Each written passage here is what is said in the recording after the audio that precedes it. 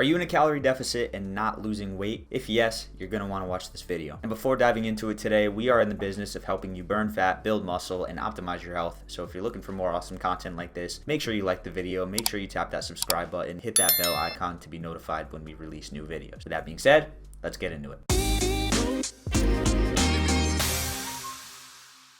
What's up, everybody? My name is Schuyler Diehm. I'm a lifestyle fat loss coach, and I've helped clients of mine build muscle and lose fat and do it sustainably. And I've even helped clients like Bob here transition from counting calories and getting mediocre results to getting in the best shape of his life without counting a single calorie. When Bob came to me, he was struggling to get rid of his gut, even though he was logging every single calorie, making sure he was exercising every day, doing everything he thought he was supposed to do. And when he started implementing what we teach is when he really started to shred down, lose the gut, and ultimately get in the best shape of his life. And so if you want to learn a little bit more about our process, make sure you check the link in the description of this video. We got a free training there for you that's going to line out exactly what we teach our clients to help them lose fat, build muscle, and get in incredible shape. So with that being said, if you are currently counting calories, you're logging your numbers, you're exercising every day, and you're in a calorie deficit and you're not losing weight, what's going on? So here's the truth. Calories in, calories out is a universal rule. If you are not in a calorie deficit, you will not lose weight. So if the scale's stuck, if it hasn't been moving, the truth is you're not in a calorie deficit. Now I know that can be frustrating, especially if you've calculated all your numbers, you've been on track, you've been losing weight, and you've stalled. But the truth is that calories can be really, really difficult to compute because they're always changing. And so if you're frustrated, I need you to understand that this is actually something that can be freeing for you, right? Because it's the opportunity to understand that if you're not losing weight, it's because you're not in a calorie deficit. And if you're not in a calorie deficit, it's probably because it's not your fault, especially if you've been counting every calorie. Now, is there the possibility that you are just counting calories wrong? You're not logging everything, you're forgetting about oils, you're basically just forgetting things or not logging things accurately? Yes. But from my experience, more often than not, the reason people aren't in a calorie deficit isn't because they're tracking wrong. It's because it's more difficult to track than they think, meaning that calories in is more difficult to track because of fudged up numbers on labels or unhealthy gut bacteria or anything else that can contribute to getting that wrong. And calories out is also very difficult to track. And we're going to get into that in a second. So let's kind of take a look at how we can fudge up calories in versus calories out, right? If we take a look at calories in, there's typically two massive categories of why you can't stay on track. Number one is the physical standpoint, and then number one is the psychological standpoint. So from a physical standpoint, we can take a look at all the different reasons of why we actually aren't getting the amount of calories that we think we are. This would be things like companies mislabeling the amount of calories that are in their products, which they can drastically underestimate the amount, and you can be consuming way more than you think you are. This can be to specific types of food that's going to impact the calories you consume. This can also be on gut health. We did a whole video on gut health if you want to check that out. But from a physiological standpoint, it can be very difficult to estimate how many calories you're consuming because of these various aspects. Now, if you're also struggling to stay in a calorie deficit just because you're really hungry or foods are calling you, whatever it is, from a psychological standpoint, there's also reasons why. Whenever we experience poor sleep, when we experience things like stress, when we experience things like exercising a little bit more intensely, there's many reasons of why we tend to want to consume more calories. And so if you're not giving your body the right inputs, you're probably not going to have the right outputs, meaning if you don't give your body the things that it needs, you're probably going to want to overcompensate by eating more. And so there's so many reasons of why calories in can be inaccurate, but what I found from my experience and where most macro coaches seem to miss the mark is that the real damage tends to come from misrepresenting calories out. We're so programmed to calculate our macros, to figure out how many calories we're burning on a daily basis, that we forget that exercise isn't the only thing that changes the amount of calories we burn. A couple things that impact calories, obviously exercise. And exercise also, if you're following a tracker in terms of calories you burn, they can sometimes very much overestimate, and so you can think that you're burning more than you actually are. But we also have to take a look at other aspects. So our calories that we burn throughout the day will decrease if we are experiencing more stress, if we get a lower quality of sleep than normal, if we eat something that's damaging to our gut health, even if we're eating certain types of food. They've done studies and it's shown that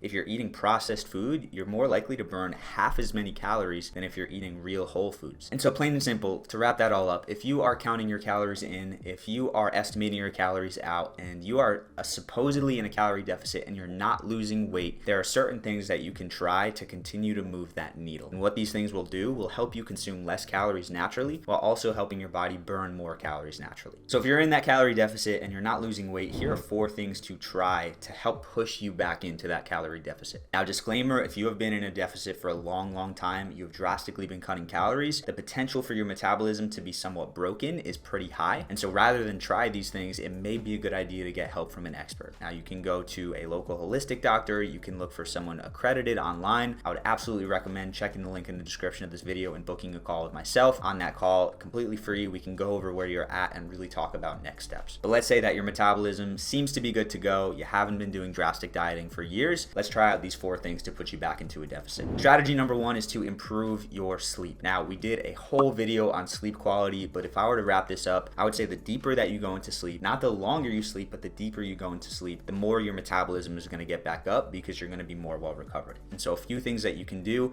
Number 1 is tape your mouth and potentially even use nasal strips at night. Did a video on that as well. Number 2 is to get off your phone at least 30 minutes before bed, ideally even more than that, ideally 60 plus minutes. And number 3 is to create some sort of routine so your body knows that it's time to get into a deeper sleep. But this alone can drastically help. I've worked with clients in the past who've been doing everything right with their fitness. They are working out, they're eating healthy, but because they're only getting 5 or 6 hours of sleep a night and it's not super high quality sleep, basically we're stalled. And until we fix their sleep, they weren't seeing the results that they wanted. Strategy number 2 is to lower cortisol. When cortisol spikes, your metabolism drops, your body's going to have a much harder time recovering. So again, we did an entire video on stress if you want to dive into that more, but you can do things like meditation, breathing, actually reducing the amount of stress by avoiding those stressful events. And if you're doing things like an intense boot camps or hour-and-a-half long workouts or crazy cardio where your heart rate is skyrocketing, take a step back from that. Do lower intensity, more moderate exercise because that's going to help lower your cortisol as well. But in general, lowering stress and your cortisol is going to be a massive, massive help for making sure that your metabolism picks back up and you drop back into that deficit. Strategy number 3 is going to be upgrading your ingredients. Now, back to my study is when you're eating processed ingredients, your metabolism can basically be cut in half. And so eating real whole foods, real quality ingredients is important. That doesn't mean cut out sugar, right? You can still have things that taste good, things that are sweet. Just get your sugar from natural sources like maple syrup or honey. And if you're struggling to understand this concept a little bit, we did a couple videos on upgrading your ingredients and some common upgrades that you can make. Definitely go check those out. In my opinion, that's the easiest swap to make because you don't have to change anything about your lifestyle. You literally just have to change the product you pick from the grocery store. And then strategy number 4, and my favorite, is fasting. Now, if you are struggling to stay in a calorie deficit and your lifestyle is not in check, your cortisol is high, you're eating processed ingredients, you're not getting great sleep, you're doing crazy intense exercise, fasting, as a disclaimer, may hurt you more than it can help you. But if you have your lifestyle factors in check, fasting is the thing that we use with our clients to skyrocket their results. Because if you do fasting right, it suppresses ghrelin, which is a hunger hormone. It actually boosts your metabolism rather than slowing it, which most calorie cutting diets do. And it allows you to sit in this fasted state that reduces hunger compared to if you were to just kind of cut calories throughout the day, right? It compresses your calories into an eating window and it gives you various physiological benefits as well. So again, this is what we teach our clients. If you are interested in seeing how we can use this to help you complete your fat loss goals and reach them, check the link in the description. We got a free training and you can also book a call there to see how I can help. But that's all I got for you guys. If you are in a position where maybe you're struggling and you're not too sure of what to do next, leave me a comment. Leave me a comment with current foods you struggle with giving up. Leave me a comment with things that you struggle with staying consistent with, and I'll do my best to help in the comments. Any other comments are appreciated. Even if you just enjoyed the video, I'd love if you could let me know. But of course, as always, if this video has helped you, make sure you hit that like button. Make sure you tap subscribe and you tap that bell icon.